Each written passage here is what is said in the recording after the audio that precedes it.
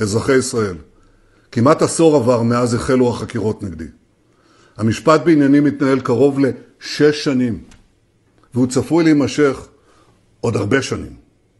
ככל שהעדויות והראיות המזכות שמקריסות לחלוטין את טיעוני השווא נגדי נחשפות בבית המשפט, וככל שמתברר שהתשתית הראייתית נגדי גובשה תוך ביצוע עבירות חמורות, האינטרס האישי שלי היה ונותר להמשיך את התהליך עד סופו, עד לזיכוי המלא בכל האישומים. אבל המציאות הביטחונית והמדינית, האינטרס הלאומי, אלה מחייבים אחרת. מדינת ישראל ניצבת מול אתגרים כבירים ולצידם הזדמנויות אדירות.